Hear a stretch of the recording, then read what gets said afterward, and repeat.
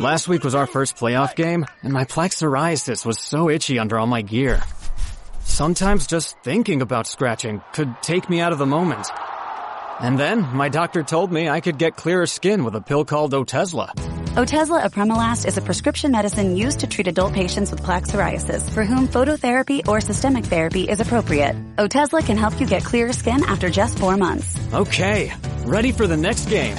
Talking to my doctor about a pill was a total game changer. Don't use Otezla if you're allergic to it. Get medical help right away if you have trouble breathing or swallowing, swelling of the face, lips, tongue, throat, or arms. Severe diarrhea, nausea or vomiting, depression, suicidal thoughts, or weight loss can happen. Tell your doctor if any of these occur and if you have a history of depression or suicidal thoughts.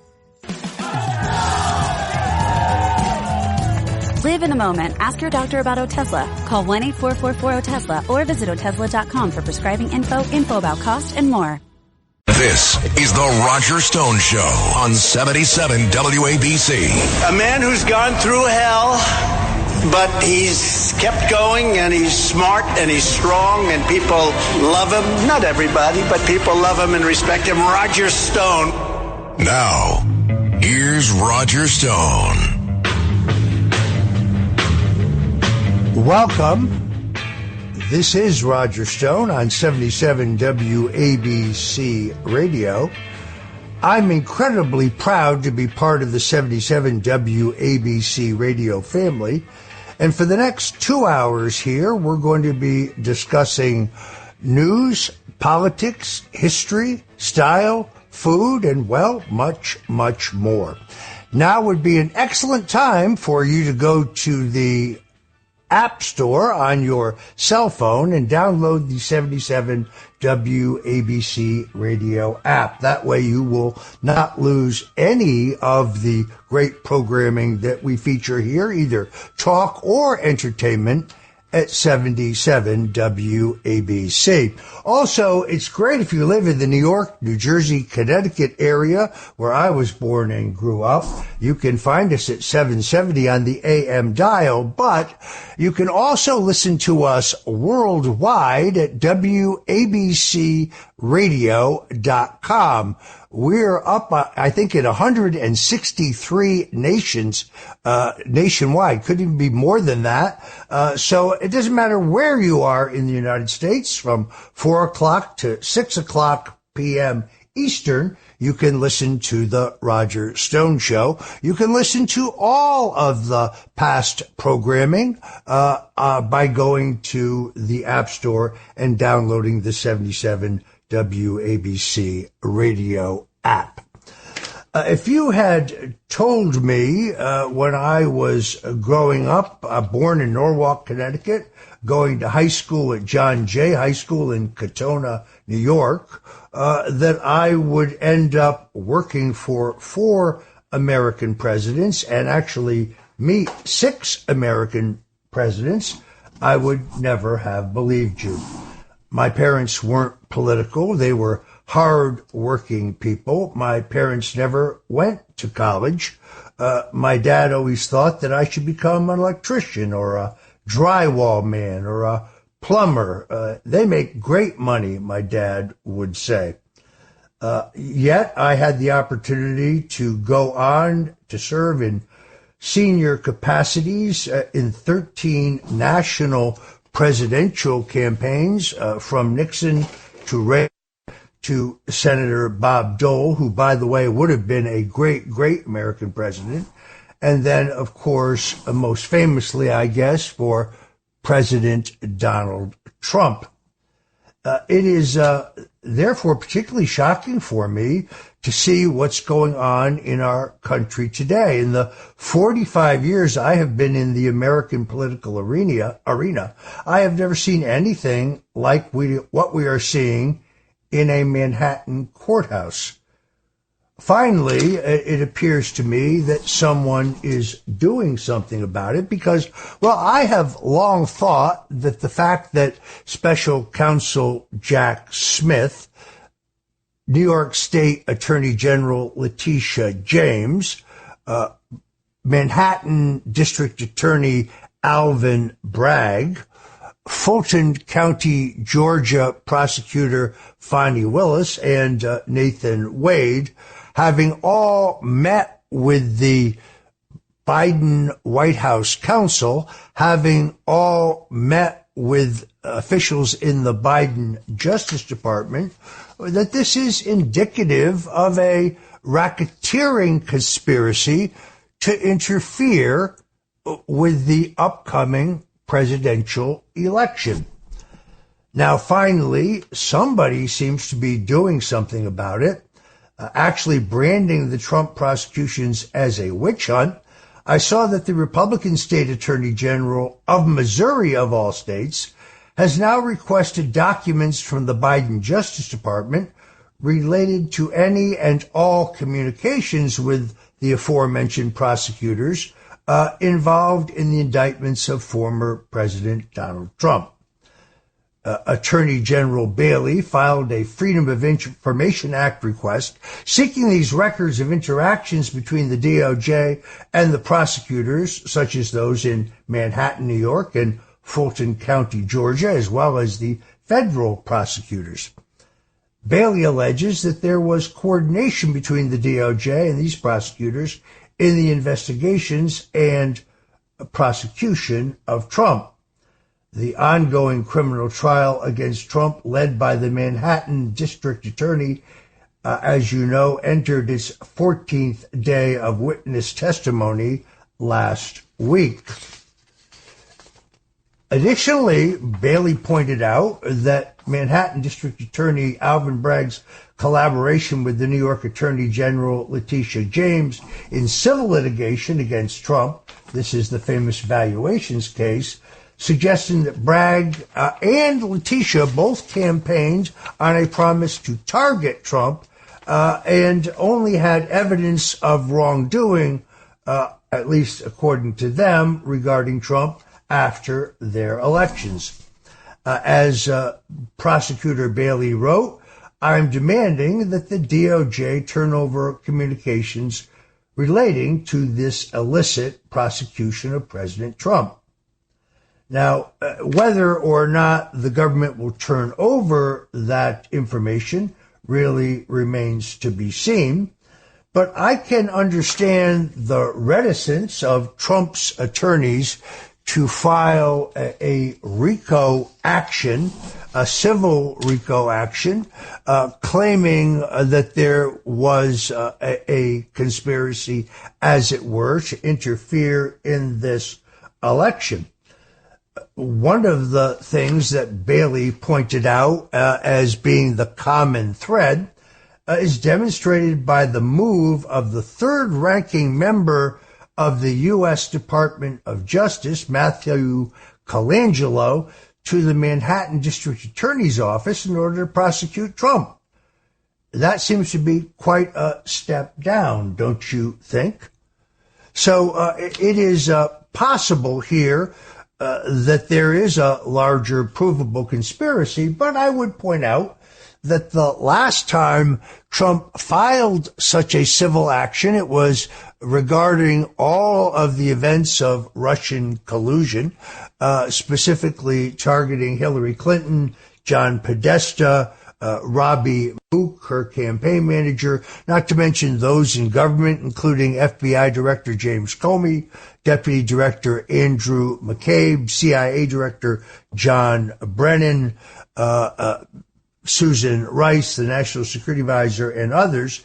He filed a comprehensive civil lawsuit in Florida, in the Southern District of Florida, but unfortunately a judge appointed by President Bill Clinton not only dismissed that case, but then sought to sanction, and this is the worst part, more heavily fine those lawyers for having the audacity to file the legal action, as if it was completely without merit. So perhaps the president's attorneys don't want to file such an action for fear of being sanctioned by the court. Just the same, I do think the American people are catching on to the fact that all of this has happened in the fourth year of Joe Biden's presidency. If Donald Trump is indeed guilty of the many crimes he's accused of in both state and federal court, why would you wait to the tail end of an election year? Well, in truth, this whole thing has been about timing. And you see increasing apoplexy and hysteria by the Democrat media combine over the fact that their chosen time frame has not worked out. First, you have the so-called documents case in Florida, where Judge Eileen Cannon, who was appointed by Donald Trump, but is a highly qualified judge, a former prosecutor who came to this country with her family as a Cuban refugee, has an exemplary record as a prosecutor and a judge, is now being attacked for being unqualified or acting contrary to the rule of law. It's funny, the critics of Donald Trump love federal judges as long as they rule the same way they want them to rule, but they criticize them when they don't. It's funny because the Russian collusion hoax was born in Barack Obama's office. We now know that based on the special report by special counsel John Durham. Yet the fact that myself, Paul Manafort, General Michael Flynn, all tried by judges appointed by Barack Obama, well, no one seemed to have a problem with that. We have a great show for you today. Movie producer, director, poet, writer, and Renaissance man Sean Stone, the son of the famous film director Oliver Stone, joins us. He's quite accomplished in his own right. We talk about how he comes from the left, I've come from the right, and somehow, when it comes to our viewpoint regarding particularly freedom and civil liberties, well, we seem to be meeting in the middle. We also have Lord Conrad Black of Canada, who has written definitive biographies of Franklin Roosevelt, of Richard Nixon, and of Donald Trump. He joins us from Canada with an assessment from abroad of, well, how he sees things unfolding in the United States. And then lastly, we have as our guest Mark Caputo of The Bulk Work, who joins us to discuss campaign 2024 with a particular focus on Queens-born Republican strategist and pollster Tony Fabrizio, who is at the helm of the Trump campaign. Fabrizio is almost an iconic figure now in American politics because he is so incredibly private, reclusive, very rarely gives an on-the-record public interview. So stand by for that. It is truly fascinating as we learn Fabrizio's take on the 2024 election. Fabrizio, who I've actually known since I was 18 years old, is a pessimist by nature. He's one of the biggest pessimists I know, but he also feels strongly, and made this presentation, that Donald Trump may have the edge in the upcoming presidential campaign. So you're definitely going to want to stand by for that. I've been very carefully watching the campaign of Robert F. Kennedy Jr. I think it is taking an interesting turn. New polling, which Mark Caputo will talk to us about, shows that when you take those voters who are currently voting in a three-way matchup for Robert F. Kennedy, and then you ask them if Kennedy were not in this race, for whom would you vote? First of all, a very small number of them would not vote at all, meaning there's no other candidate who appeals to them. But then the rest of them actually break almost 2-1 for Donald Trump. What that means is, and this has been a mystery for some time, the independent candidacy of Robert F. Kennedy appears to be pulling disproportionately from Donald Trump. Now, late last week, Kennedy may have made a devastating mistake when he said that he supports abortion right up until the time of birth. I think if he is seeking to win the votes of those who would otherwise support Donald Trump, that was probably a cataclysmic mistake. I would urge you now to look at several things. One, does the candidacy of Robert F. Kennedy get on the ballot in enough states to theoretically win 270 electoral votes? This is much, much more difficult than most Americans realize. The laws governing how to get on the ballot as an independent or as a third party candidate or a minor party candidate are written by Republicans and Democrats working together to make it as difficult as possible to attain ballot status. They actually write the laws so that internal party contests are as difficult than independent or minor party challenges in the general election. The other thing I think you will look for is the Trump campaign to highlight Robert F. Kennedy's support not only for abortion on demand, but his adherence to the radical climate change agenda, his warm support and endorsement of Barack Obama for president, his endorsement of Hillary Clinton in 2016 for president. I think you're going to see a concerted effort there. Those are my predictions. As I have promised you, I will bring you yet another one of our family recipes today. So folks, take a minute now to get a pen and paper. I'll go slowly when we get to it, but today, my mother's very own recipe for veal and peppers, one of my favorite Italian dishes, was a favorite of my grandfather as well.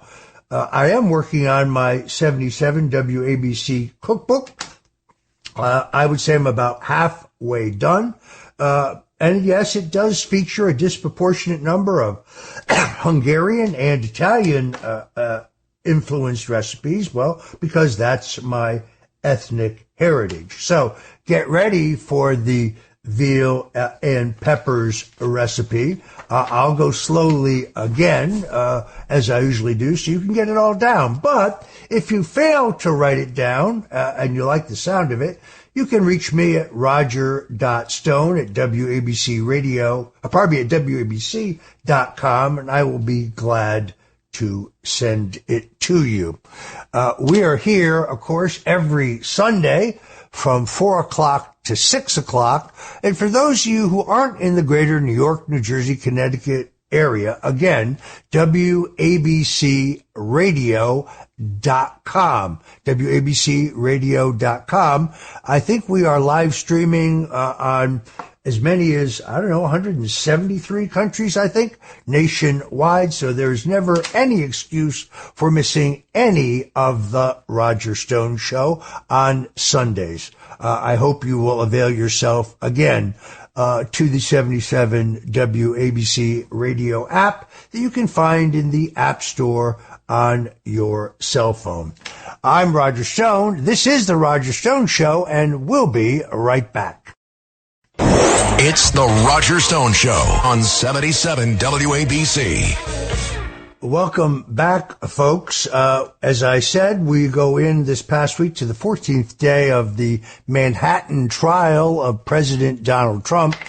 I can't help but point out yet again that this is a flawed indictment. As we had the criminal defense attorney David Schoen on the Roger Stone Show, I believe it was last weekend, he points out that even if Donald Trump had done the things that are attributed to him in terms of financial transactions, which, by the way, he vehemently denies, this would be, at worst, a civil business records case. So in order to make this a criminal case, District Attorney Alvin Bragg has to claim that the financial transactions put together by Michael Cohn with Stormy Daniels' lawyer, Keith Davidson, were designed to cover some other larger crime.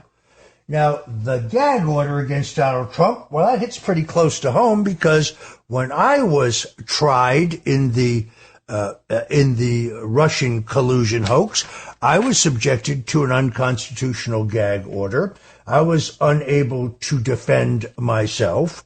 The judge didn't seem to care that CNN and MSNBC and the Washington Post were dumping on me virtually daily with a tsunami of disinformation. No, I was not guilty of Russian collusion. No, I did not act as a go-between for WikiLeaks. The government, by the way, never produced any evidence of any of that.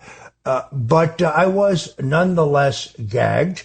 I appealed my gag immediately to the D.C. Court of Appeals, where they sat on it for 8 months while I sustained daily damage from the mainstream media that was destroying me. So I empathize with Trump, and I also, this is kind of bittersweet, but it was interesting this last Sunday, when President Trump went to the Formula One races in Miami, where he had on Sunday afternoon a tumultuous, an incredible reception. It was absolute pandemonium. And then rather than go back to Mar-a-Lago, about an hour and a half north, he had to get on a plane, fly to New York, where he landed after 1:30 in the morning in a cold, driving rain. The bittersweet high and low, the emotional high and low of that had to be incredible. Yet Trump, who I have known as a friend for over 45 years, maintains his optimism, his sense of humor, his resilience, his insistence, and his great confidence that he will win this election. It is really, if you know him, something to see. We have a great show for you today. As I said, I really try to go out and find guests that not everyone has to bring a different view. I know that folks tune in to the Roger Stone Show on Sunday afternoons, well, mostly for the politics, maybe a few of them for the food, but most of them for the politics. And we work very hard to bring you folks that you won't hear on other stations or on other programs. I'm incredibly proud to be part of the 77 WABC radio family, and I'm particularly proud of the way our Sunday afternoon audience has continued to grow. So we're committed to bring you the very best of political analysis, thrown in with a few family recipes, but we appreciate your tuning in for the Roger Stone Show every Sunday, 4 to 6, right here, 4 to 6 p.m., right here on 77 WABC. Once again, if you're out of town, you can hear us at WABCradio.com. The amount of mail, text message, and mail and phone calls I'm getting from those outside the greater New York area who are tuning in and loving the show is gratifying. Also happy to report that for those of you who have inquired, Mrs. Stone, who had surgery 3 weeks ago now to alleviate some of the side effects of her successful cancer treatment, is doing amazingly well. And I want to thank and God bless everyone who has inquired about how she is doing. So now, buckle your seatbelts, as the great Jackie Gleason would say. It's the Roger Stone Show, and away we go. It's the Roger Stone Show on 77 WABC. Welcome back, folks. This is the Roger Stone Show at 77 WABC. We are the crown jewel of Talk AM radio, and I do urge you to go immediately to the App Store on your cell phone and download the 77 WABC app so you won't miss incredible interviews like the one we're about to have. Sean Stone is a writer, a poet, a scholar, a movie producer and director, and an all-around Renaissance man. We've been friends for a number of years, even though we started in different political positions. He is a civil libertarian, a true believer of freedom. I was privileged to be on his TV show, Conspiracy Theory, also Buzzsaw, years ago. We've been friends since, and I am pleased to have him on the Roger Stone Show today. Sean, welcome to the Roger Stone Show. Thank you, Roger. It's great to connect here. You are a very accomplished individual. You studied American history at Princeton and Oxford. You wrote your senior thesis on the modern history of the New World Order, a matter of great interest to me. You're peripatetic. You're always working on a dozen impressive projects. But tell me where you think America is today. Where are we headed? And can we, between right and left, can we forge a majority of Americans around the concept of common sense and basic freedom? I think common sense is really the important phrase there. I remember we really slipped into an insanity in 2020. I think it was great to see a lot of people waking up. They called that the Great Awakening. And so for me, I was very inspired these last few years, believe it or not, even though we've seen, as you know, such extremes of government overreach and this, attempt to basically create what they literally call the New World Order. Build back better is one aspect of it. The Great Reset is another aspect. But the fundamental agenda of more and more international controls, even beyond the federal government, as though the federal government is not enough. That's been an agenda in the works for a long time, and yet we've seen a great shift in awareness where people are more openly talking about conspiracies, and I love it. I mean, this, having been an operative your whole life, and having myself having done work around conspiracy theories and research and things like this. People are talking more openly than ever before, right? And I think that's a great inspiration. To me, that's inspiring, because if we don't have that dialogue, if we're not able to wake people up using the tools of social media, the internet, then we basically will see a totalitarian future. But I'm still optimistic. Yeah, I think that people's basic distrust of government, which should have started in 1963 but did not. Most Americans very sadly accepted the flawed conclusions of the Warren Commission. That would unravel later, very much thanks to your father, celebrated movie producer, director Oliver Stone. But really with the Vietnam War, I think the Vietnam War is the real beginning of Americans beginning to figure out, well, the government doesn't always tell you the truth. And then you can see the trajectory from there. The war in Iraq, another example of the government not telling us the truth. The Russian collusion hoax, another example of the government not telling us the truth. I think 2016, from an electoral watershed point of view, is the first election in my lifetime in which the voters are as distrustful of the media as they are of both major parties and all politicians and all other political institutions. We really have, despite an effort by the mainstream media to prop up a series of false narratives, I trust the American people. They really have figured things out. Mm-hmm. Exactly. Yeah, 2016 was a watershed. I was shocked that Trump actually won. Not totally shocked. I guess in some ways it made sense, but I was still surprised because I thought it was such a shoo-in for Hillary to just kind of continue this idea, right? I was glad that wasn't Jeb versus Hillary. First of all, I was happy to see Trump win, but I was actually, again, I was surprised that he was allowed to win, because I'd seen the nature of how these things seem to be at some levels rigged. If not, the elections have obviously been influenced. I mean, we know that going back to even before Kennedy and Nixon in 1960. I mean, this is a long history of elections that can be considered dubious, right, in America. So I was very skeptical that they would allow Trump to win. I was surprised. I was happy to see it in 2016. I thought it was encouraging because it was, as you said, a shift in the overall response to what they called the deplorables, but really it was the Rust Belt. It was the working class Americans. It was middle class America.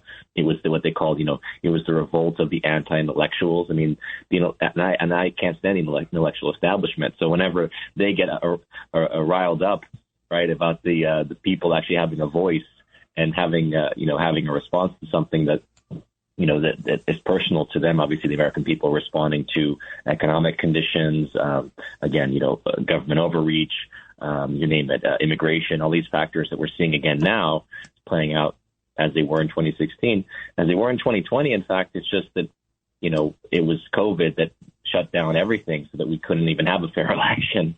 And obviously COVID was much more than probably a bioweapon and so many different government factors, different agencies involved with that, as we know. But the point is that, yes, I was very encouraged from 2016 on that the American people are waking up, trying to take the government back, in a sense, more limited government. That's what Trump seems to be running on. And I think that's the common denominator between you and I.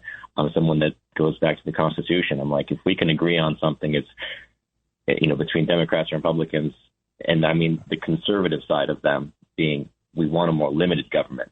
The left has taken over the Democratic Party. They've gone to the place of, we want a total government to basically pay for everything, to have control over everything, and you name it. It's like, that's not, to me, the constitutional republic of the United States. That the Constitution is very clear in a limited federal role in our lives. Yeah, I'd say two things. First of all, 2016 was unique in that I think the political establishment underestimated Donald Trump twice. First of all, they underestimated him in the nomination phrase. They saw him as a caricature, a cartoon character from New York, a most improbable candidate.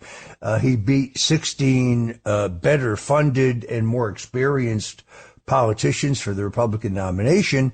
And then, of course, Hillary Clinton had gotten what she wished for. She wanted to run against Donald Trump, just the way Hamilton Jordan, Jimmy Carter's chief of staff, wrote in his biography, "Oh, God, we want to run against Ronald Reagan. He would be so easy to beat."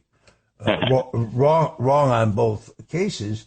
So I think they underestimated him. They didn't have their plan in place. We had the closest thing to an honest election we've had in decades, and Trump was elected in an upset. Also, it's fair to say that in those closing 3 days of that campaign, Hillary repaired to Chappaqua to begin reviewing the fabric swatches for the curtains in the Oval Office where she was intended to go. Her campaign paid for an enormous fireworks display for New York Harbor that was to be used the night she was elected. Meanwhile, Donald Trump was barnstorming Wisconsin, Detroit, Michigan, Milwaukee, Wisconsin, Detroit, Michigan, Philadelphia, Miami, Fort Lauderdale, Phoenix, Arizona, Atlanta, Georgia, and then doing the cycle all over again. You know, the FAA has a rule that a pilot can only fly so many hours before they're required to rest before they can fly again. Trump was burning through pilots.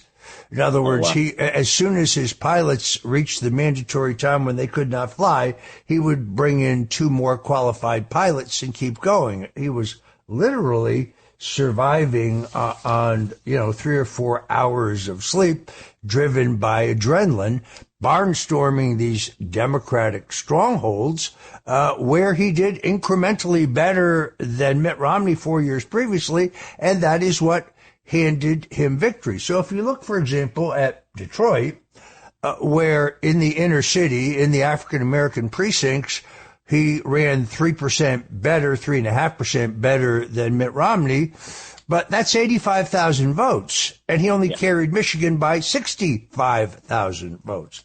So I think it was a one-time phenomena. Where do you think, Sean, we are headed now? In other words, we're going to a watershed election. You see this tsunami of lawfare against the president, which is designed to drain his money, drain his time, and obviously to further blacken his name. I really am too close to this personally to be objective about it. I personally think it's backfiring badly, but I'm interested in your view as a more dispassionate observer. I mean, it's hard to be dispassionate because I feel I'm obviously not as invested as you are, but I should say in a different way I'm invested, right? I think all Americans are invested. I think Americans should be invested in what's going on because it's become personal. You know, politics, I would say politics has become more personal than ever. During the Trump years, I really actually wasn't paying much attention to politics because I felt that we had someone competent running the executive branch, right? Which is to say Trump as being not a deep state creature, but someone with an executive mind, a businessman, the kind of person that you actually want to run the business that is the United States. Since 2020, thing we saw with COVID, I think politics became very personal for all of us, right? As I said at the beginning, I mean, the fact that the government could come in and shut down your business, could try to tell you to walk around with a mask, could try to force you to get vaccinated. All of these factors became very scary for us. And I think, they should, rightly so. We need to be aware of such of government overreach, and it hasn't stopped since then, as you know. I mean, the consequences of a government policy where the border is open, allowing, I've actually heard upward of 20 to 30 million illegals entering in the last few years. But whatever it is, it's over 10 million, many of whom they say are, potentially fighting age, potentially used for these kind of stay behind army type, operations, cartels certainly connected, potentially terrorist group connected. Very, very scary situation with what's being brought to America because we know there's an intention to divide us, to create a civil war, to create such deep division where two people can't even have a sensible argument about things because the reaction is when you say the word Trump, this Trump derangement syndrome is real. People really, you can't say to someone, hey, give me, what don't you like about Trump? They go crazy. They have nothing. It's just he's a criminal. He's a racist. He's this. Like there's no ability to articulate a conversation, to actually have a discussion or sane dialogue. So we're in a position where people are ready to vote for a guy who literally stands on stage and goes, 4 more years, pause, and doesn't even know that he's making a mistake. I mean, if he was coherent, Roger, you know this, you go 4 more years, pause, oh, haha, I read the teleprompter. He just stares at it. He doesn't know. That's not how can you, with a sane person, vote for someone who doesn't have the coherence to realize they're just reading from a teleprompter with no recognition of what they're saying? Folks, right? We're so lost in this current situation where they hate Trump so much that they can't actually see what's happening to their country and recognize that, hey, our country is more important than your personal animus to this guy. Yeah, it is truly Trump derangement syndrome. Folks, if you're just tuning in, we're talking to Sean Stone, who is a writer, a poet, a scholar, a movie director and producer, and a true Renaissance man. Like me, he's had a political odyssey. I used to be a traditional hardcore establishment conservative Republican. Today, I consider myself more of a libertarian Republican.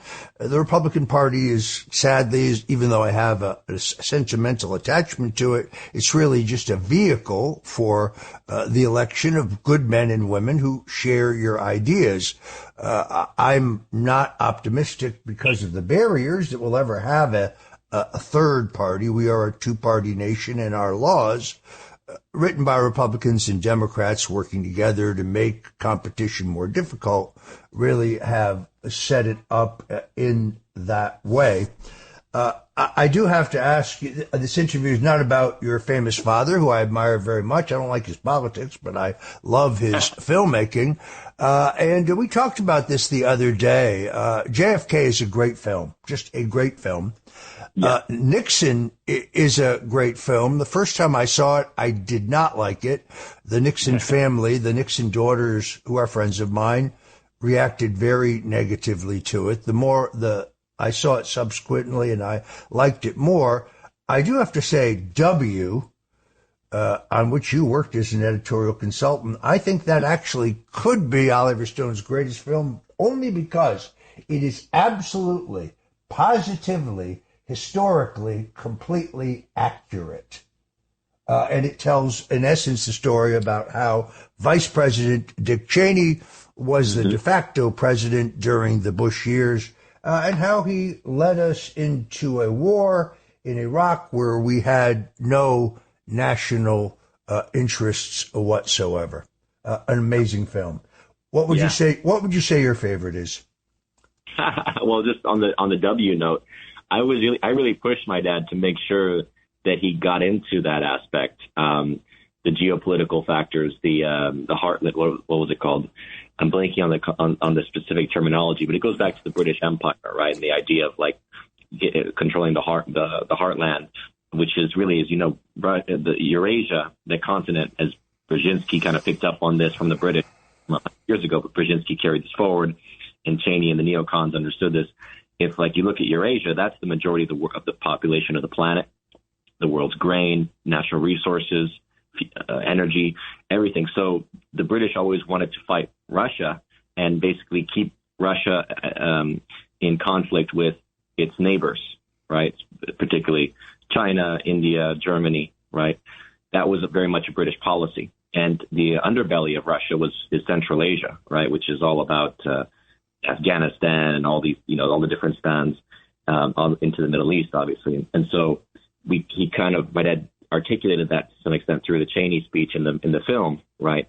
And this idea of really getting, not even necessarily having control of the oil, but just oftentimes just keeping Russia and China from accessing it, right? Or keeping the divisions in such a way with the gas pipelines, as you know. And this gets even into the Ukraine conflict, right? Keeping gas pipelines from going, from Russian gas going to Ukraine. It has to be, from other sources.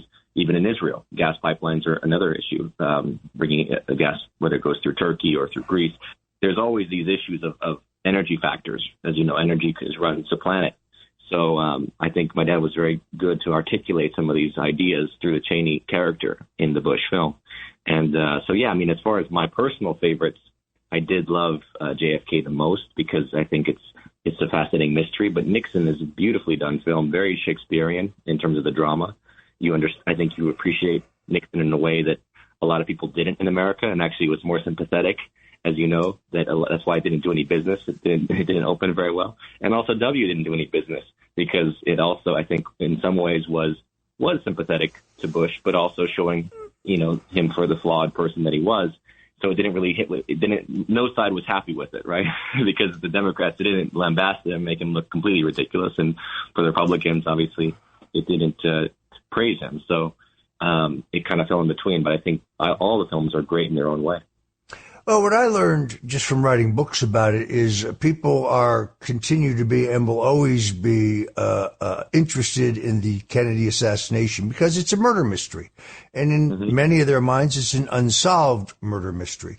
The question of Richard Nixon and Watergate, that's a decided question. He was a very bad guy, and he led it to a constitutional convention. I don't agree with that view at all, of course, but that is under the settled cultural wisdom, and equally true of George W. Bush, who goes down as one of our least popular presidents. Folks, if you're just tuning in, I'm interviewing Sean Stone, writer, poet, scholar, filmmaker, Renaissance man, and we'll be right back after this commercial message. You've created a cool indoor retreat. Now let Mighty Pine provide the quiet and energy-efficient comfort you can depend on with a range of innovative cooling solutions like the Carrier Infinity Heat Pump that delivers premium home heating and cooling performance. Learn more at MightyPineHVAC.com. You make it a home. Let Mighty Pine make it more comfortable. Rebates, incentives, and financing are available for a limited time. Mighty Pine and Carrier. Turn to the experts. American Giant makes great clothing, sweatshirts, jeans, and more right here in the U.S. Visit American-Giant.com and get 20% off your first order with code STAPLE20. That's 20% off your first order at American-Giant.com. Code STAPLE20. It's the Roger Stone Show on 77 WABC. Welcome back, folks. This is the Roger Stone Show at 77 WABC Radio on this beautiful Sunday afternoon. And we're speaking with Sean Stone, who is a Renaissance man, a poet, a writer, a scholar, a film producer and director. It's interesting that some of his poetry was recently turned into an album, which you can hear on iTunes and Spotify. It's called Alien Spirit, featuring the music of Michel Huen. I hope I got that right. The first time I met you, Sean, I said, wow, this guy should run for public office. This guy should run for the U.S. Senate because you're tall, you're handsome, you're extremely articulate, you know exactly what you believe, you seem honest to me. We came from different points of view. I think we've seen a trend in the country where those on the right and those on the left who actually believe in civil liberties and freedom and who don't like war, and yes, there are many, are beginning more and more to meet in the middle. I mean, you've had a complete juxtaposition in the party. So the Democratic Party used to be the party of anti-war, used to be the party of civil liberties. They hated the FBI because of the FBI's surveillance on the anti-war groups during the Vietnam War. They were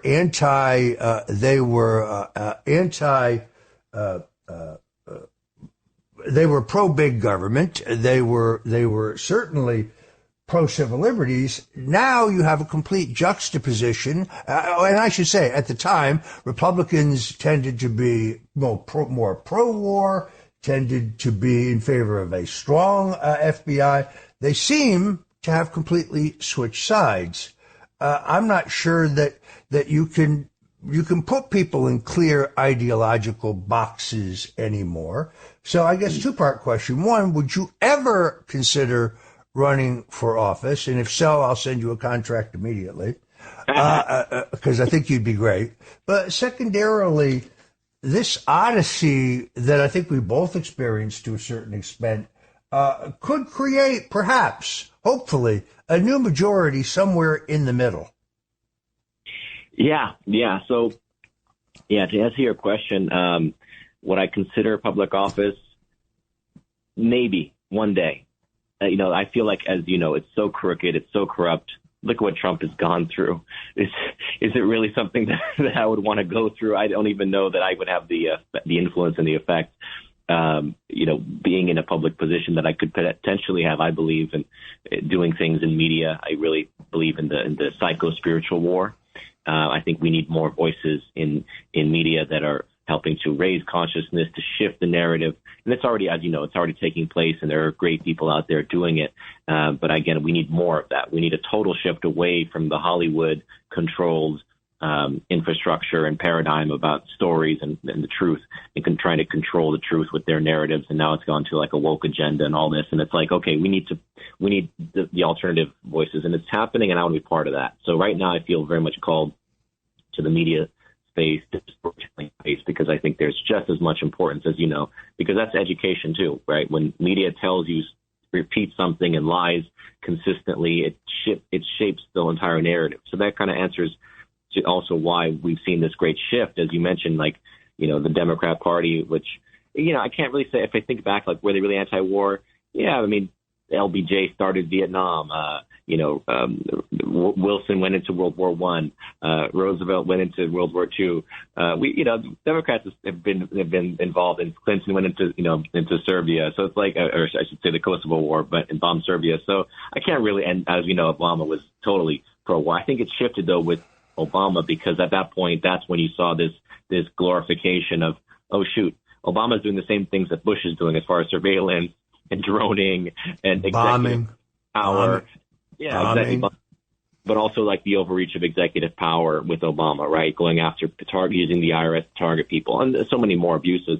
And it was like, oh wow, we actually like this now. The Democrats are like, wait, we can use the government to do what we want and go after our enemies. And I think there was that shift, that tonal shift that took place under Obama. You know, you could say it started to a certain extent with the Clintons, and they obviously, as you know in your book, you've done a great book on Clinton's war on women, which I've been reading, and they targeted their enemies. But Obama took it, I think, to a Nixonian level, and I think the left kind of embraced it at that point. Said, oh great, we can use the government for to do what we want and get it back at our enemies and control the narrative and all this. So. It's been a real shift, and that's why I say I'm hesitant to do anything myself with public office at this point. But I do believe in shifting our narrative, and that's what we need right now. We need more voices to help educate people to what's really going on, so they can stop, so they can realize how to think clearly. Once you know how to think, as you know, you look at the news and you realize, oh, they're lying to me, they're deceiving me. I learned that at a young age because I was involved with JFK and my dad's projects, Nixon and stuff. So I got a chance to say, okay, I know the news is manipulative. Most people don't know that until recently. I think finally, as you said, the last few years it shifted. We need more voices to help educate people. Very, very well put. Well, never say never, but one can certainly understand your hesitations about running for public office. People who run for public office and who are honest very often get destroyed. It's like my friend Tucker Carlson. People said, well, Tucker Carlson for vice president. Look, I love Tucker Carlson, but he has more influence where he is right now than he could ever have as vice president of the United States. Plus, even though he does suffer fools gladly, he's a very likable guy who likes people, probably would actually be a great campaigner. The lifestyle change would be dramatic, and you would lose his voice on X, which I think is extraordinarily powerful, far more powerful than he ever was when he was on Fox television. All right, we're almost out of time here. Sean, let me ask you this. If there was one movie that our listeners could see this evening, one movie this weekend that you would recommend, it could be offbeat. It doesn't have to be current. It could be a classic, or it could be something new. What would you urge them to see? Oh, wow. Well, tough question. It's an impossible question because there are so many great films out there. I think it depends on your mood, right? If you're looking for something like, I think if people are wanting some interesting conspiracy films, I'm thinking like 3 Days of the Condor, right? Excellent. There we go. Watch 3 Days of the Condor. Go back to the 70s, right? To that classic paranoid conspiracy era when they were doing conspiracy movies, quite openly. I think that's what we need more of, is to realize conspiracy is reality. As you know, it's not just conspiracy theories; it's conspiracy reality. Excellent choice. I'm going to write that down. All right, folks, I'm sorry that we are out of town. Let me thank my guest, Sean Stone, for joining us today on The Roger Stone Show, and we'll be right back. Richard Nixon. Well, I'm not a crook. Ronald Reagan. Tear down this wall. George W. Bush. I can hear you.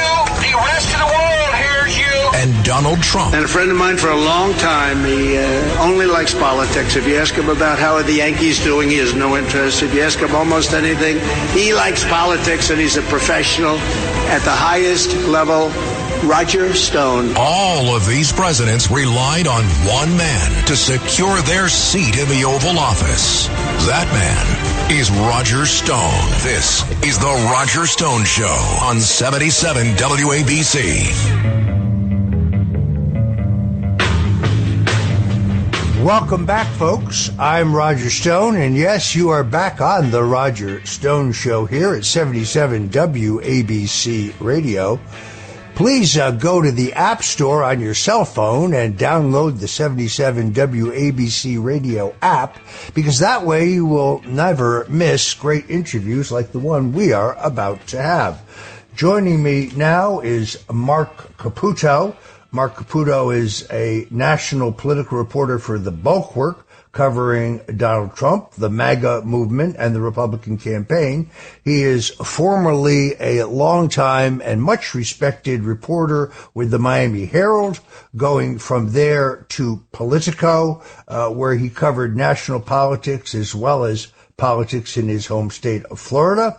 He actually helped establish the Politico Florida Bureau when he was there. And as I say, he is now reporting for The Bulwark. Mark Caputo, welcome to the Roger Stone Show. Thanks for having me, Roger. Appreciate it. So you had a story, I think it was in your Substack, it was at The Bulwark, regarding Republican strategist Tony Fabrizio. I guess while you didn't have an interview with Fabrizio, you had sources which accurately reflected Fabrizio's presentation to a group of high-level Trump donors. Now, Fabrizio is virtually, at this point in his life, he is a mythical figure. This is just my opinion, I think he is the most incisive, talented, combative, and perceptive Republican strategist in the business today. He's a pollster by trade. We call it survey research. He pioneered a number of the sophisticated survey research techniques that Republicans, perhaps today even all candidates of both parties, use in their polling. He is also notoriously private, very rarely gives on-the-record interviews, like virtually never, is almost reclusive, really values his privacy, and he is, by nature, a pessimist. I've known him since I was 18 years old. We've been friends that long. By the way, he's always been a pessimist. But Mark, in this story, which you wrote for The Bulwark, you report that Tony Fabrizio seems amazingly upbeat and perhaps even optimistic about President Trump's chances. Tell us about this. Yeah, totally uncharacteristic. And, you know, if you look at Donald Trump's campaign compared to Biden, let's remove the actual candidates themselves. Biden's campaign is raising so much more money. It has such a bigger staff on the ground. It has the advantage of its candidate not having to be in a criminal trial. That's kind of, an embarrassment, at least, right? It's a sex scandal, which no one kind of likes being the target of. There's a huge disparity in paid media. The amount of money that Biden has already put on television, it just dwarfs what Donald Trump and his team, his allies, have done. And then there's this really corresponding steady drumbeat of negative coverage that, is surrounding Trump. But despite all of that, when you look at all of the polling in all of the 7 swing states that are crucial to deciding who's going to be the next president, Donald Trump is winning in the polling averages in almost every one of the polls. So it's not just, the average of the polls, like even the individual polls, there are very few, if any, in any of the swing states showing Joe Biden winning. Now, a caveat, the polls are within the lead, or the margin of error, the advantage that Trump has is within the margin of error. So you can't really say it's outside the margin of error. But in some cases, it's kind of big. And in some cases, it's kind of small. And so what Fabrizio did at this presentation that I wrote about in the Bulwark and that we're talking about here on Saturday in Palm Beach was show a map of the United States and the Electoral College and basically argue that if the election were held today, Donald Trump's campaign reasonably believes he would automatically start with 268 of the 270 Electoral College votes needed to win the election. And all that would remain is the need to win one of the Rust Belt swing states, Pennsylvania, Wisconsin, or Michigan. Just one of them, and Trump becomes president again. That's why Fabrizio, normally a pessimist, feels pretty optimistic or sounds pretty optimistic. Because it's not only his polling showing it, it's the public polling showing it, and there's sort of a synergy. Now, polls are snapshots in time. Who knows what's going to happen? But right now, you know, there are stories out there. The Washington Post did a very good in-depth story today about the disparity in the ground game between Trump and Biden.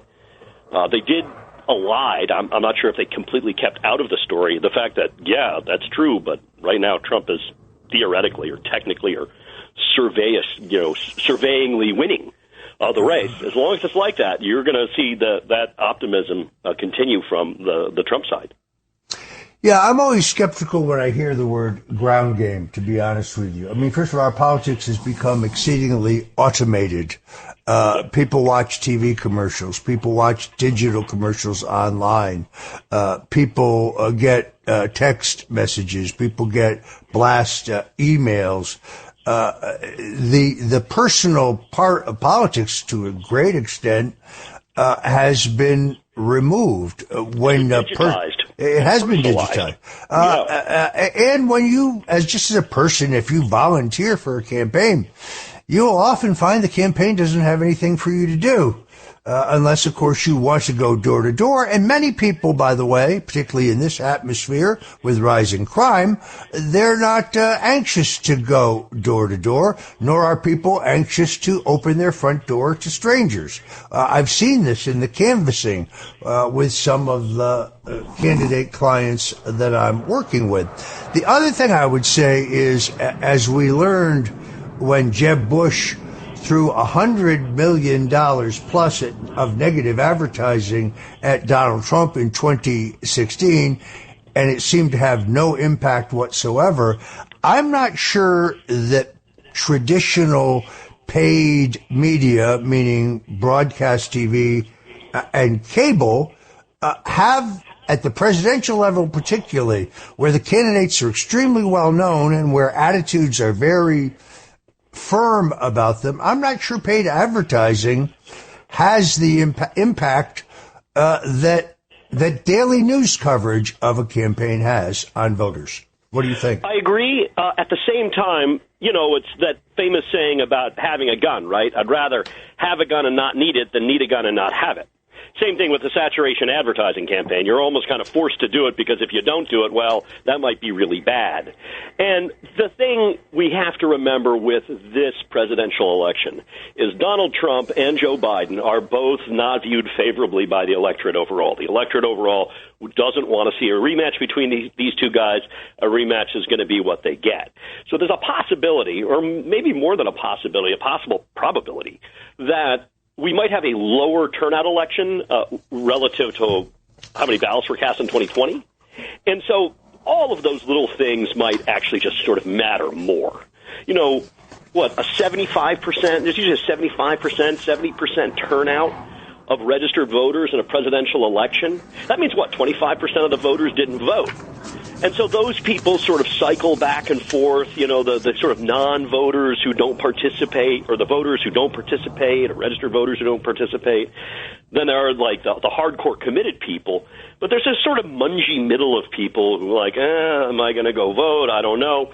Maybe the advertising campaign will work. Maybe it won't. I just do not know. Folks, if you're just tuning in, we're talking to Mark Caputo. He is a national political reporter for The Bulwark, specifically covering Donald Trump, the MAGA movement, and Republican campaigns. He is a longtime political reporter in his home state of Florida, where he worked famously for the Miami Herald. To go back to my point, I do think the saturation media still works in American politics. Exhibit A, Senator Rick Scott of Florida.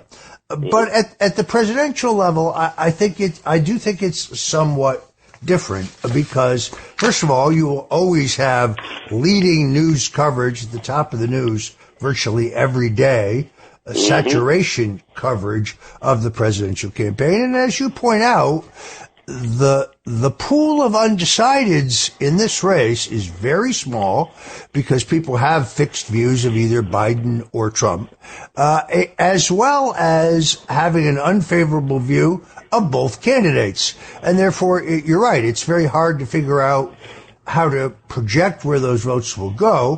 One thing I would point out is that in all of this polling, you can see it, the Real Clear Politics average, while Trump does lead Biden, almost nowhere is he over 50%.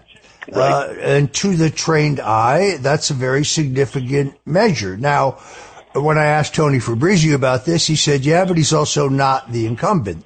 Good point. But we're still, any way you look at it, I think we're looking at a very close, very hard fought election. Look there, I have colleagues and friends in the MAGA movement who think this is going to be some kind of a landslide. It is not. It is not. It is not. Let me ask you this, Mark. What do you think? And I know it's early and things change, but what do you think the impact of Robert F. Kennedy Jr.'s independent candidacy will be in this election? That's another unknown.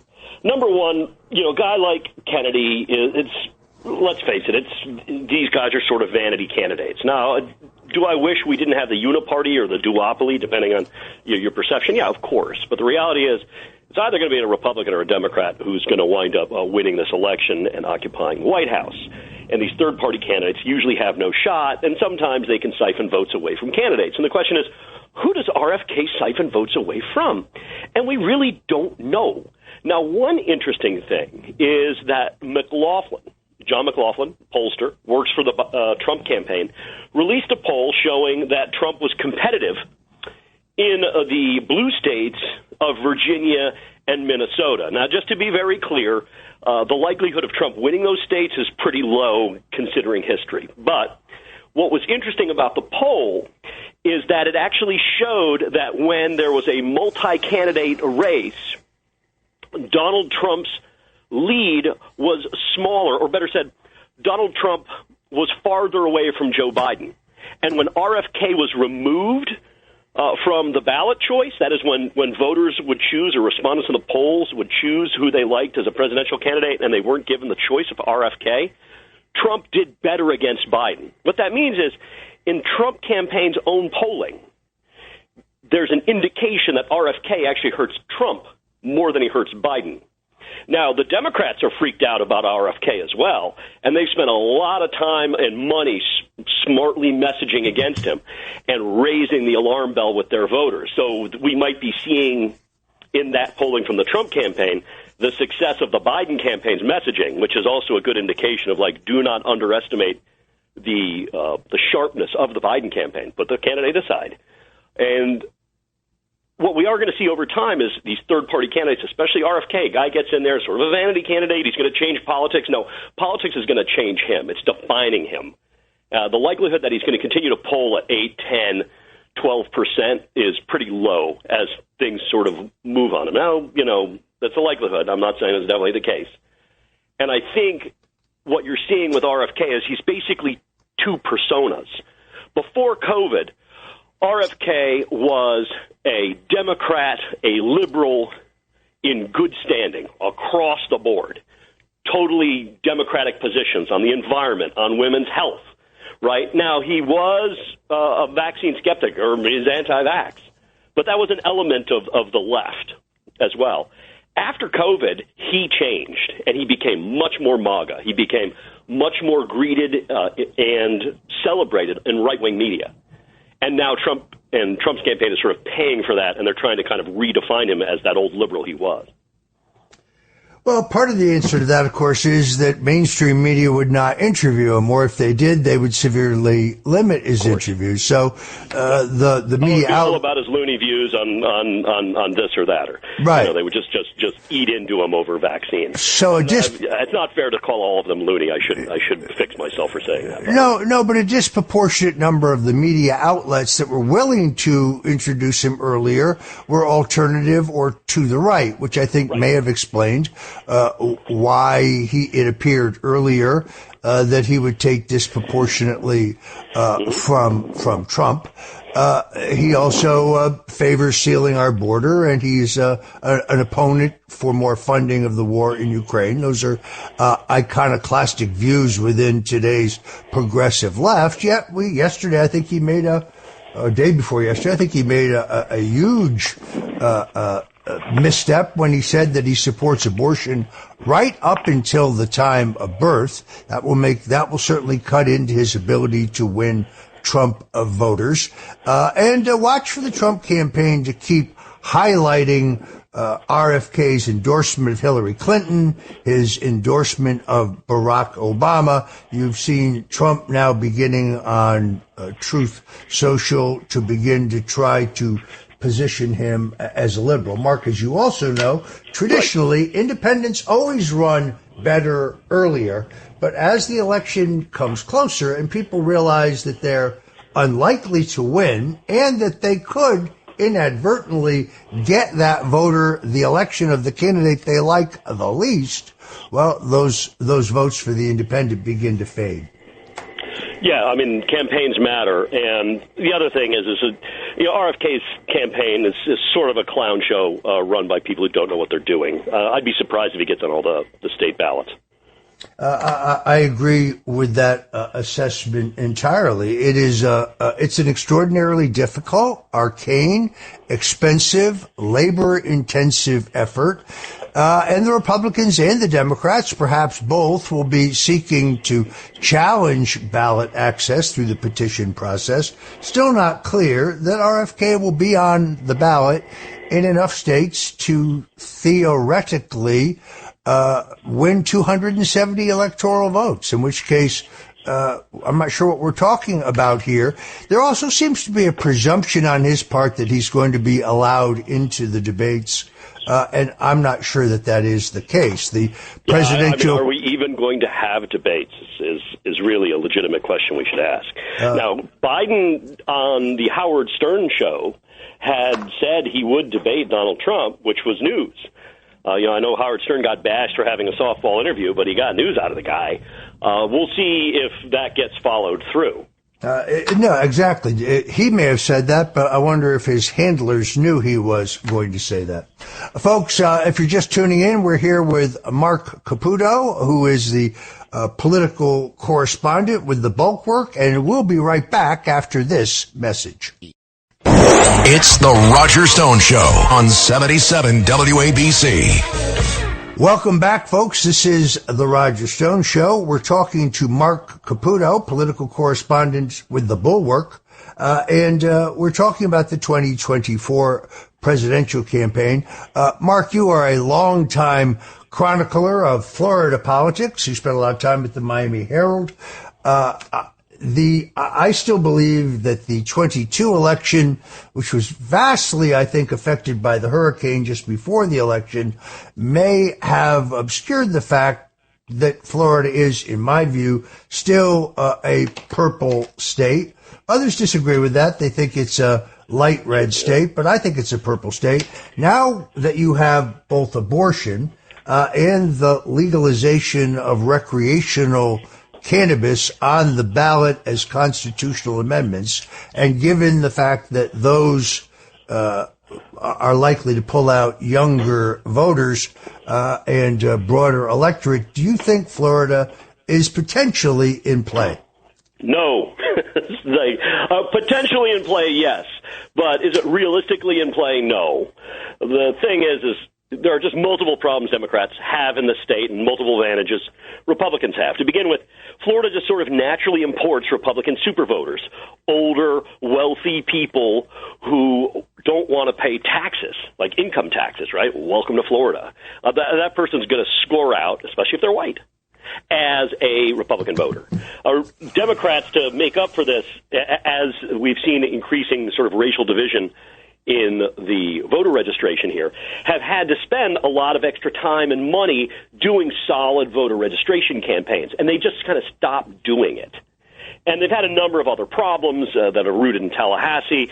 The more Republicans control Tallahassee, the more they control the purse strings of the political fundraising ecosystem, and that's just starved the Democratic Party of money. And so they're sort of in a bit of a vicious cycle, let's say, right? A positive feedback loop with negative outcomes for Democrats.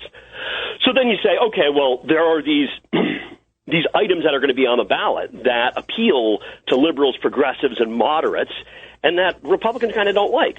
Marijuana legalization and abortion legalization, essentially sort of keeping abortion in line with what Roe v. Wade was. The problem with Democrats hoping that that's going to be some sort of magic fix is that the history of liberal-leaning amendments on the Florida ballot has been that they pass at the same time that people vote for conservative, Republican, right-wing politicians, right? Rick Scott got elected amid a medical marijuana amendment. Ron DeSantis got elected with a felon's voting right amendment. George Bush in 2004 got reelected when voters approved a minimum wage hike. Oh, and Donald Trump got voted for or won Florida in 2020 when Florida voters also voted for a minimum wage hike. So we see a pattern of Florida voters kind of picking and choosing. Like, you know what?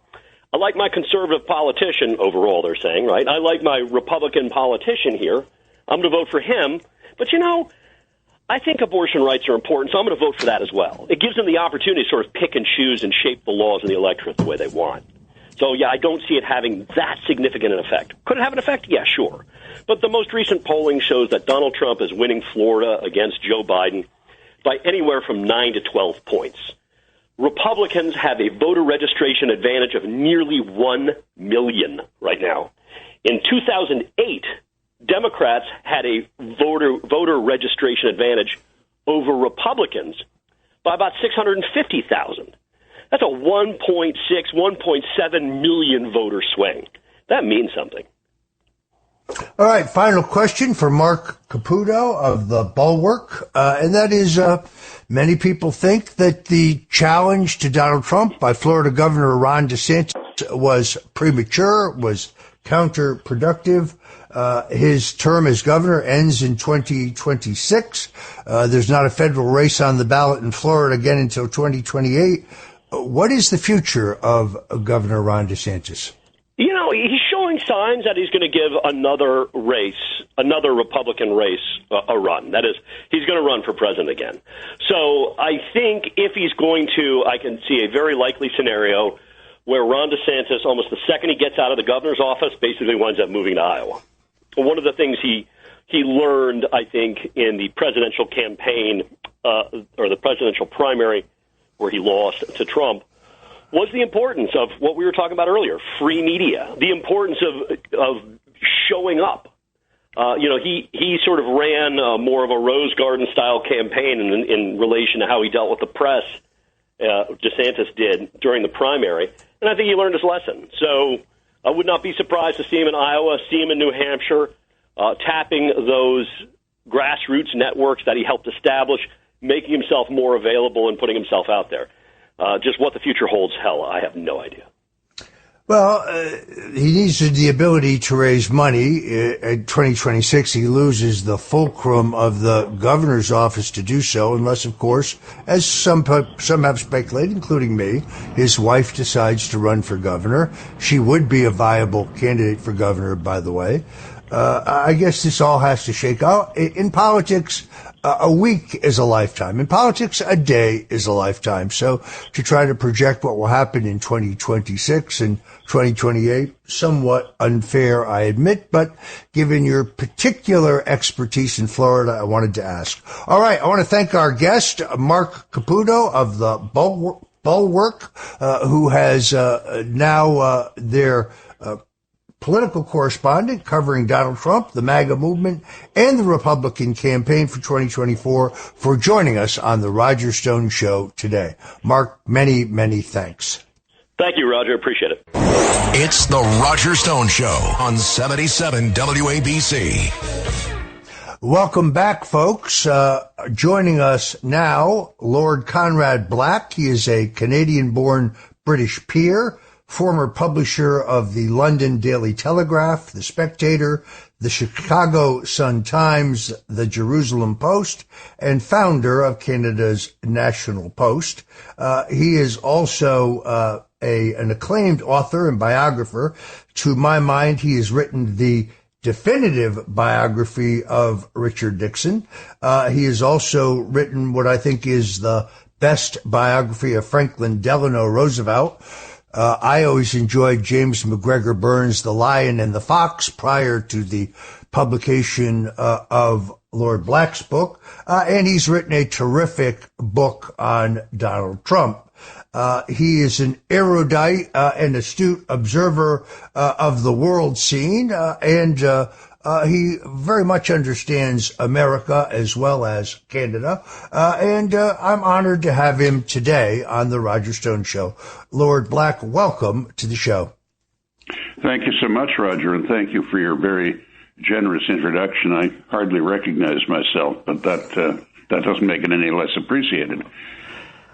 Well, I appreciate your being with us today because what's happening in America is unlike anything I have ever seen. As a veteran of 13 national presidential campaigns, I mean, growing up outside New York City, I never dreamed that I would work for 4 presidents and meet 6 presidents. But what seems to be transpiring today in a New York courtroom, in a Manhattan courtroom, is unlike anything I have ever seen, particularly in the year of a presidential election. A candidate who is the presumptive Republican nominee, one of only 2 men in history to lock up the Republican presidential nomination 3 times, Donald Trump, is accused in a trial in which there doesn't actually seem to be any crime. What is your take on what's going on before our very eyes? Pretty much the same as yours, Roger. I think it is, for a variety of complicated reasons, it is something that has not occurred in American history before. It's well known and often mentioned that no occupant of the office of president has ever been indicted for a crime. But it's such a ludicrous trial. It's so contemptible in terms of its legal claims, and so outrageous, and as well as completely incompetent in the way the prosecution is conducting it, that it indicates a desperation and a total evaporation of any integrity on the part of the people responsible. I mean, this is what is unique. I believe no American major political party has ever scraped the barrel so far that it thought that the only chance it had of victory was to corrupt and pervert the justice system into a method of disabling or eliminating its opponent. And that's what the Democrats have done. And it is clearly the lawfare which they thought, going back to the famous exchange of emails between Lisa Page and Peter Strzok, they thought was their Trump, and not to make a terrible pun, Trump card, a winning card. It's blown up in their faces. It's a disaster for them, as it deserves to be.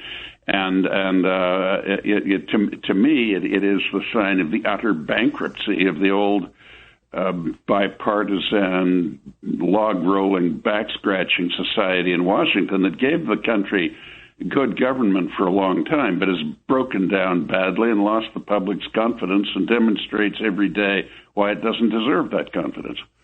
No, I think you're exactly right. Look, there used to be a certain comity in politics when I lived in Washington, which was many decades ago now.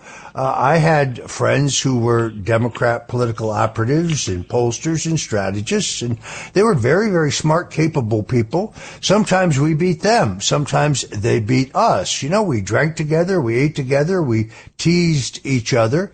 Those days, of course, are gone. Today, your political opponents want to lock you up. They want to bankrupt your family. They would like you to die in prison.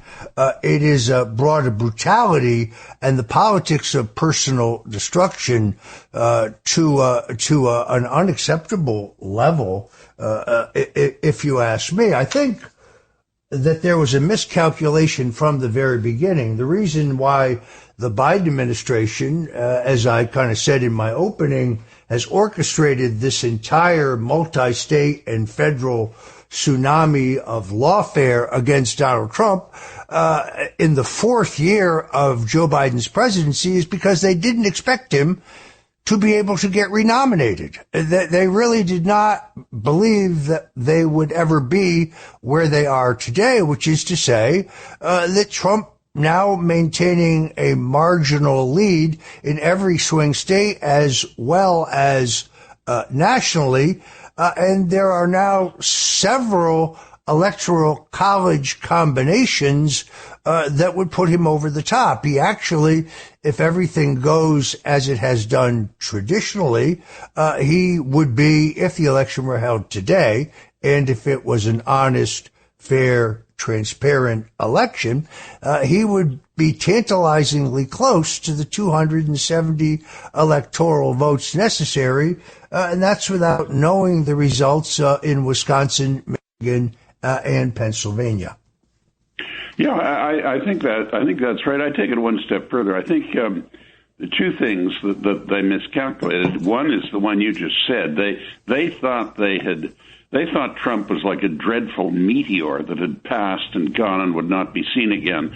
And they particularly thought that after January 6th, because they never ceased to try and build that up as a virtual domestic version of 9/11, a monstrous attempt to conduct an insurrection and overthrow the government, which was nothing of the kind, of course, and Trump had nothing to do with it anyway.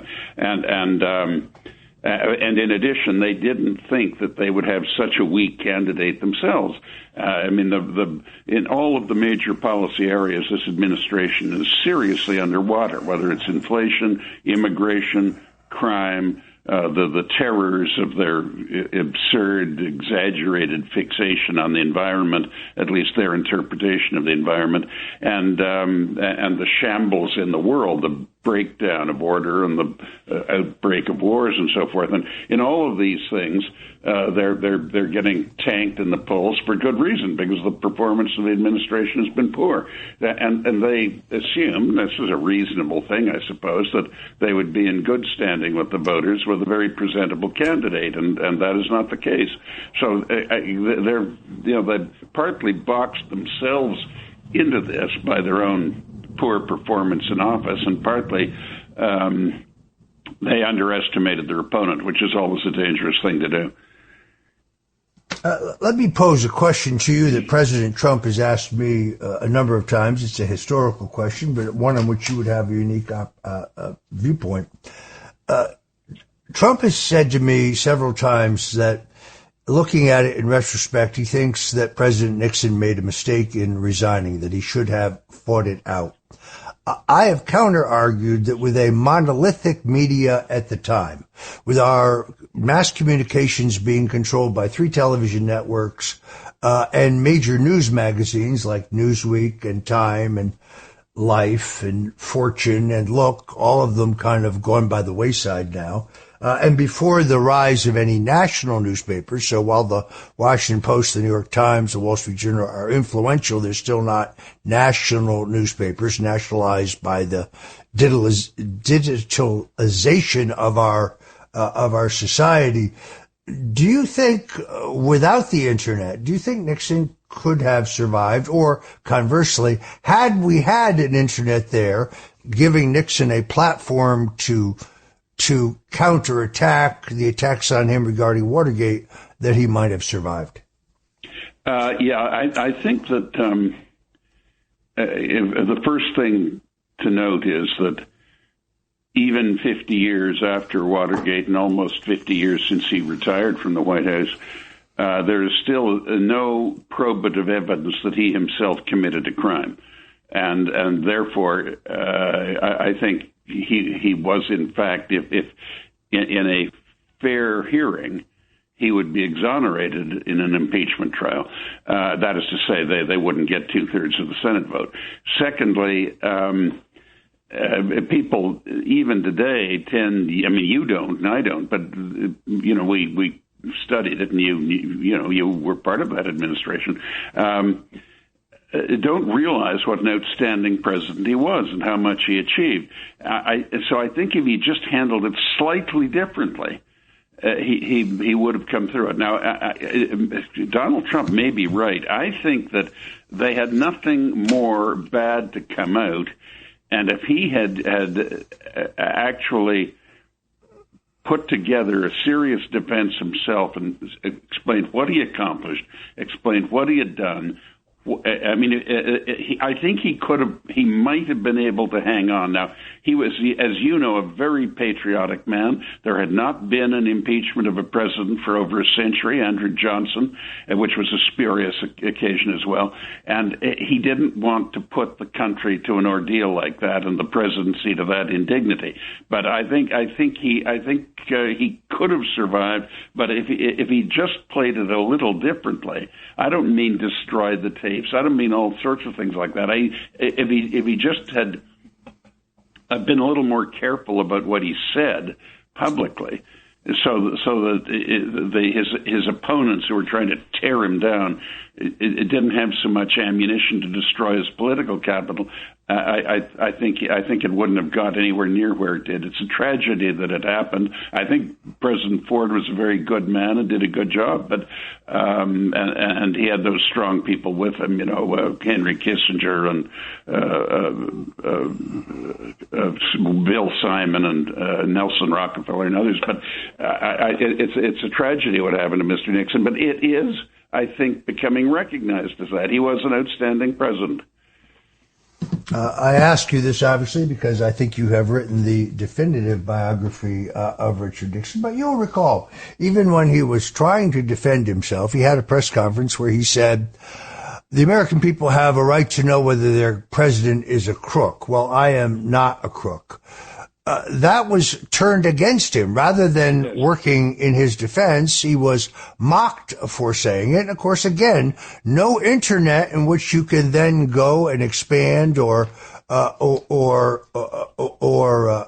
qualify or clarify your view and continue on the counter attack. Right. And one of the few things that he is never accused of is mishandling money for his own benefit. He didn't. He was in President Eisenhower's expression, or at the time he said it, candidate Eisenhower, as clean as a hound's tooth. Let us move to politics today. I have to ask this question because I follow it online, but Justin Trudeau seems to be running an authoritarian government in Canada.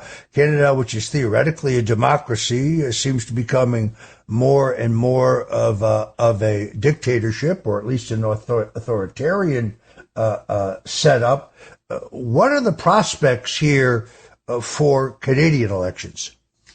Oh, I think Justin's had it. I've known him since he was a very young man. I knew his father quite well, who was the prime minister. And the last person in this country to win 4 consecutive elections was a man named Wilfrid Laurier. It was a great prime minister, and that was more than a century ago. And Justin has run out of steam. It's not been a good government. He's personally a very nice man, but it's not been a good government. And He's had it, and all the polls show that. The question is, does he serve to the end, or does he bring in somebody to take the bullet for him at the end, like his father did? But his father was quite a substantial prime minister, and did defeat the Quebec separatists, which was his chief cause. But this American view that Canada is a tentative democracy is exaggerated. You've had a couple of incidents. There was great publicity of the truckers, the drive of the truckers on Ottawa, and the dispersal of them. But bear in mind, nobody was hurt in that. There were, in my opinion, abuses of power by the government, and they had no business invoking emergency legislation as they did. But keep in mind that while I had a whitewash review, that has been overturned by the courts. And the courts have found, the high court in this country, that the government, Justin Trudeau's government, illegally invoked the Emergencies Act. That doesn't happen in a country that is not a democracy. And you've got his awful political correctness in some ways, but it doesn't go anywhere. I mean, no one's tampering with elections. I mean, frankly, Roger, I say to my American friends, you're the people indicting the leader of the opposition. You're the people who corrupted the intelligence service and the federal police to stage that ludicrous hoax of the Russian collusion argument, phony impeachments, and these absolutely spurious indictments of the likely next president and the immediate past president. We have never done anything like that. I mean, we both countries and all countries that are democracies have to be, vigilant and zealous in guarding the democracy. And the U.S. and Canada have both, been a little shoddy in that. But there's no problem with democracy in this country. There is an almost unanimous consensus for democracy, and there's very little agitation against the country. I mean, to me, the most distasteful aspect of the unrest in the United States is this relatively strong group of people who hate America, and that's dangerous. And we don't have that here. I mean, everybody thinks it's a nice country. They just want to pull it one way or another. But it's Canada, everything's between the 30-yard lines. Don't worry about democracy here. That's very encouraging. Since you're one of the few guests I have who has the ability to do this, let me also ask you for a quick assessment of the current state of British politics. Very, very discouraging. The Conservative Party has produced 5 leaders in 8 years, and it's been a series of fiascos. Cameron got it completely wrong on Brexit, and he did the honorable thing and left. Theresa May had a mandate to take Britain out of Europe and interpreted it as a mandate to keep Britain in Europe while calling it departure. That was bound to fail. It failed. It was a complete fiasco. Boris Johnson, a friend of mine, former employee of mine, he got Brexit done. He was very good on Ukraine, got them a powerful majority in his election, but then completely mismanaged the office and lost the trust of the House of Commons, including his own party. That ended in a terrible fiasco. And the man they have now, I do not know. He's the first British Prime Minister in a long time I've not known, but I mean the first since Harold Macmillan. But it's not working well at all, and the Labour Party has gone back to before Tony Blair. It's really quite a left-wing party again. And the Conservative Party has gone back to before Thatcher, and it's really not a conservative party. So I think what we're going to have to do is suffer through one term of the Labour Party, get yet another leader in the Conservative Party. And in British history, the only Labour leader who managed to win 2 consecutive full terms was Tony Blair. And they're not going to do that again. All the others, whether it's Ramsay MacDonald or Clement Attlee or even Harold Wilson, they couldn't get 2 consecutive terms. Wilson got 2 terms, but Heath was in between them. Here, I think we'll have Starmer. It'll be a complete shambles, but we'll then have return to proper conservative government like I think we're going to have in the United States at the end of this year and in Canada next year. So it's short-term bad, present bad, but medium-term forward good. I mean, Britain will learn its lesson. It always takes on board and reminds itself of just how awful the Labour Party is after one term. All right, I'm afraid we are out of time. I want to thank my friend Lord Conrad Black for joining us today on the Roger Stone Show. Lord Black, thank you so much for joining us. Thanks for having me, Roger. Always a pleasure to speak with you. God bless you. It's the Roger Stone Show on 77 WABC.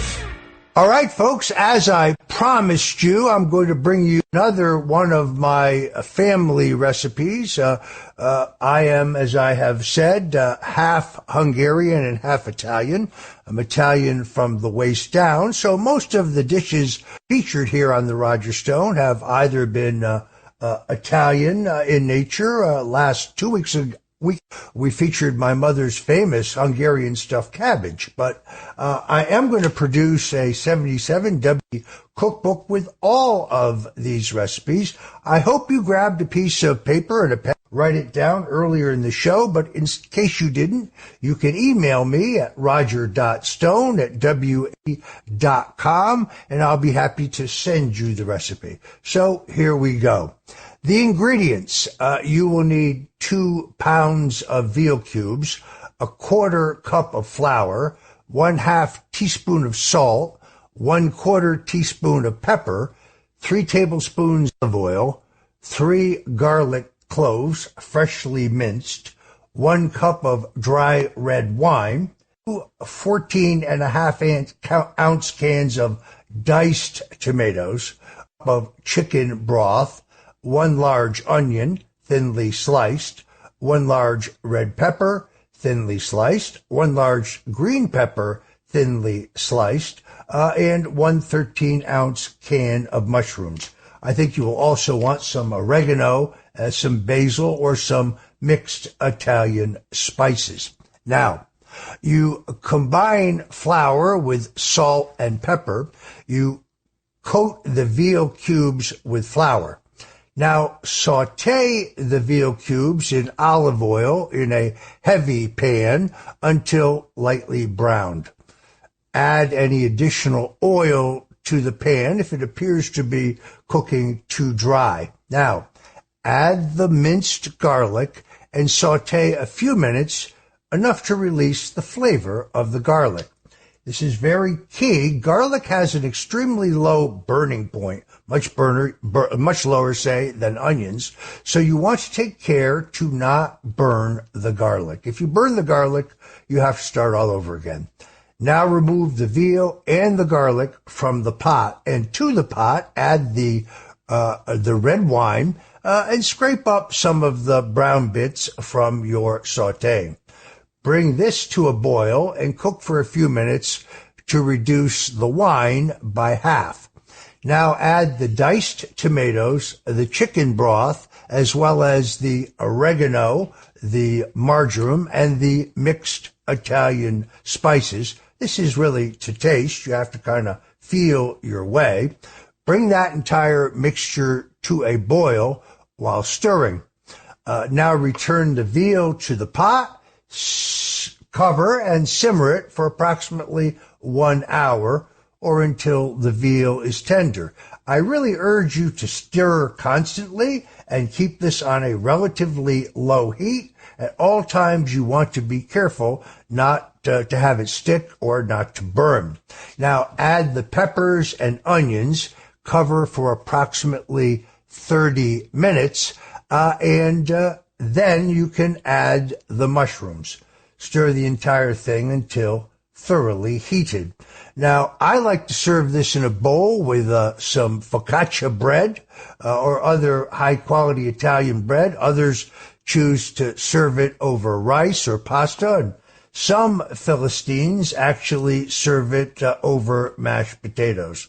Not sure I would do that. But there you have the Corbo, that's my mother's name, family name. You have the Corbo family recipe for veal and peppers.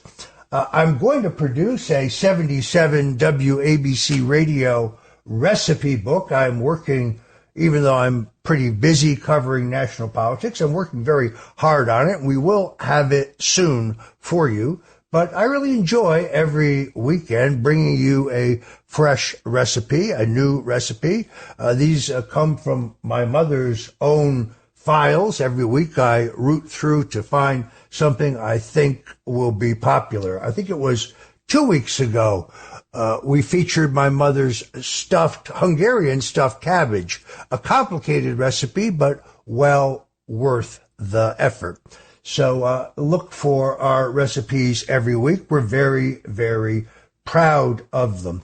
Let me also mention that since Mike Crispy of the Italian American Civil Rights League joined us, I guess it was 2 weeks ago, to talk about the ongoing discussion regarding removing the statue of Christopher Columbus from New York City, something they've already done in Baltimore and other cities, and talking about the Italian American Civil Rights League's opposition to this. Folks can join the league. It is a nonprofit.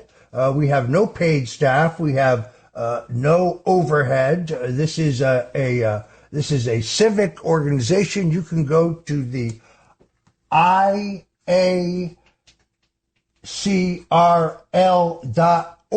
the Italian American Civil Rights League.org, and sign up. We are not going to allow for the erasure of our heritage or the cancellation of our proud history. I think if you go to the website, it's all pretty self-explanatory. I'm very, very proud to be a member of the 77 WABC radio family. I appreciate your joining us on this beautiful Sunday afternoon. And now I urge you to hang on, because my good friend Joe Piscopo will be right along with Sundays with Sinatra.